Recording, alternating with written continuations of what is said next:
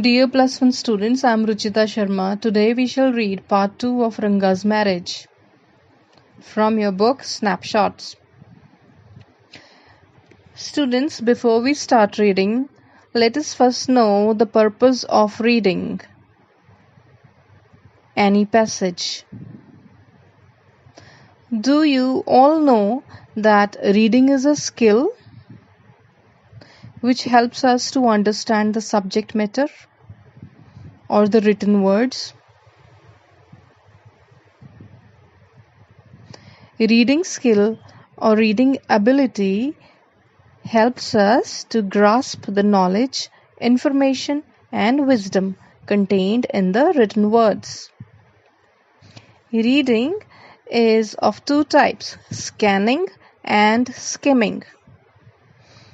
अगर आप किसी मैगजीन या समाचार पत्र के पन्ने पलट रहे हैं तो आप उसे स्कैन कर रहे हैं, लेकिन अगर आप अपने पेपर की तैयारी कर रहे हैं, अपने एग्ज़ाम की तैयारी कर रहे हैं और अपनी किताब और नोट्स पढ़ रहे हैं बारीकी से, तो उसे हम स्किमिंग कहेंगे. Thus, to read to know the main idea of a passage is called scanning, and to read to know the gist of the passage is called skimming. यानी बाहरी या मोटे तौर से एक गद्यांश को पढ़ना उसका विषय जानने के लिए स्कैनिंग कहलाता है. उसी गद्यांश को अगर हम बारीकी से उसके अंदरूनी भाव को जानने के लिए पढ़ें तो इस प्रकार की रीडिंग को हम स्किमिंग कहते हैं. शुरुआती तौर पर हम किसी भी पैसेज को स्कैन करते हैं, फिर जब हमें वो इंटरेस्टिंग लगता है तब हम उसकी स्किमिंग करते हैं.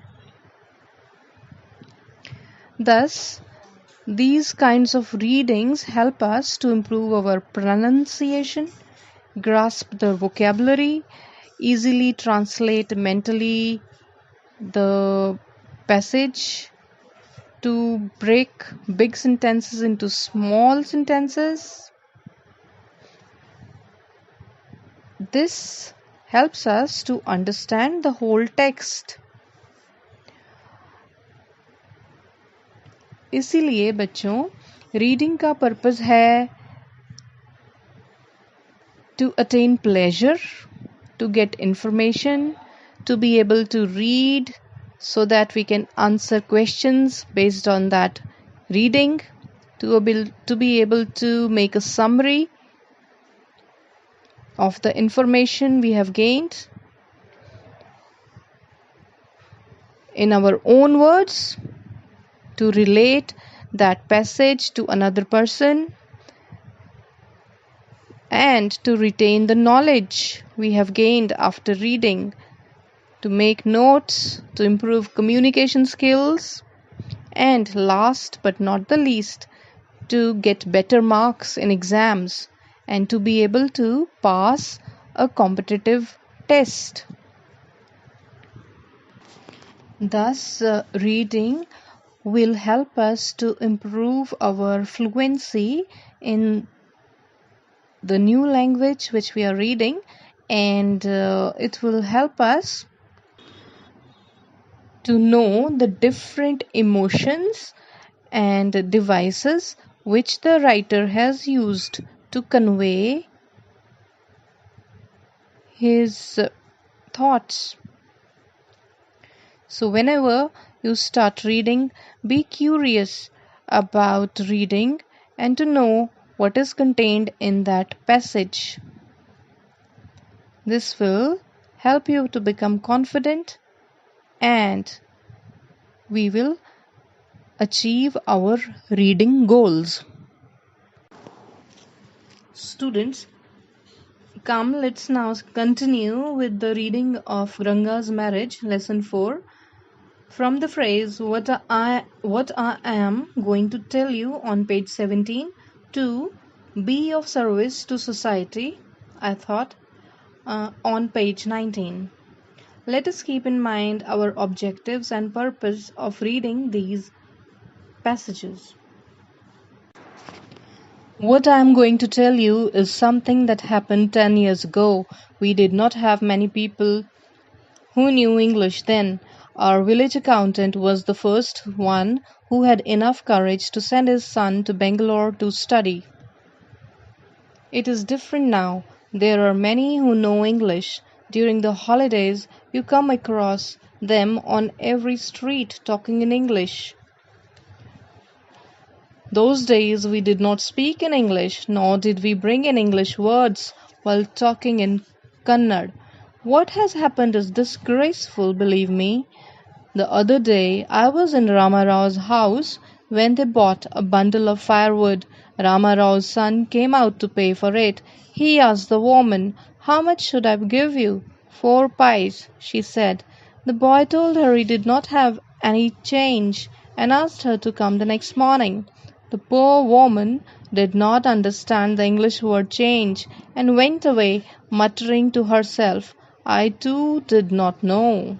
Later, when I went to Ranga's house and asked him, I understood what it meant. This priceless commodity, the English language, was not so widespread in our village a decade ago. That was why Ranga's homecoming was a great event.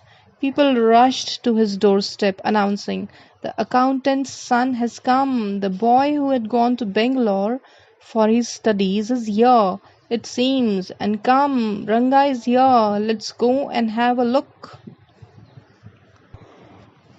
इस गद्यांश में लेखक English भाषा का समाज पर जो प्रभाव है उसे पेश करते हुए कहता है, तब उसके गांव के ज्यादा लोग अंग्रेजी नहीं जानते थे।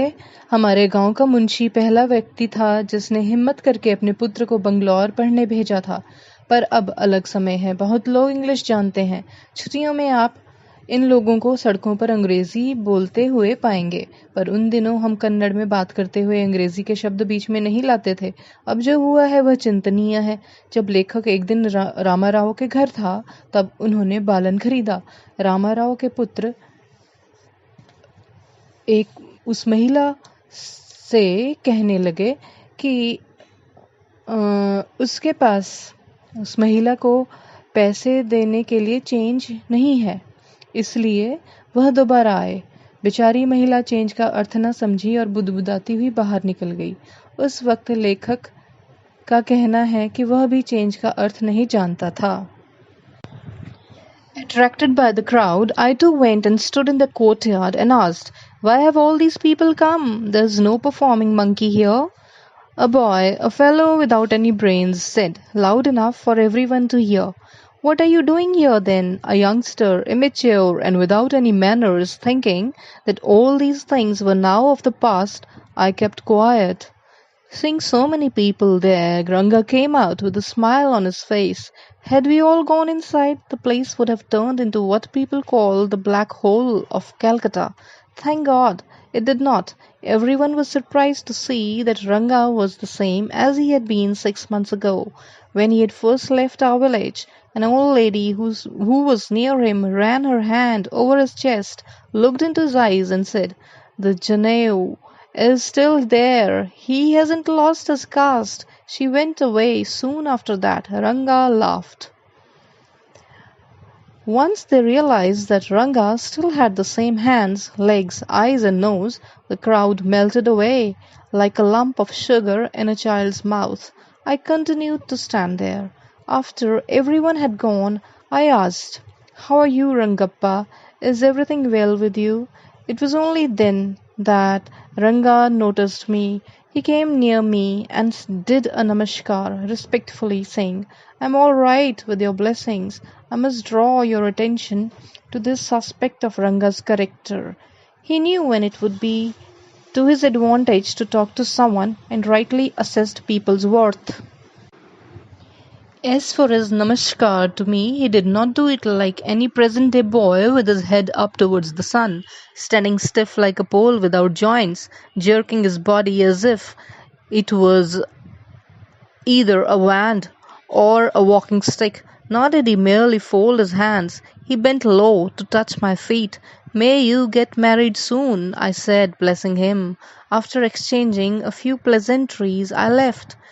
That afternoon, when I was resting, Ranga came to my house with a couple of oranges in his hand, a generous, considerate fellow. It would be a fine thing to have him marry, settle down, and be of service to society, I thought.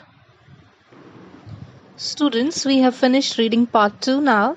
Here, we are introduced to the main character Ranga, who is a lively young boy. The author sees him to be a suitable match for marriage. All this is presented by the author in a humorous manner. The reader laughs through all the passages. Now students, you are prepared to answer the worksheet that follows just after this video. Happy learning!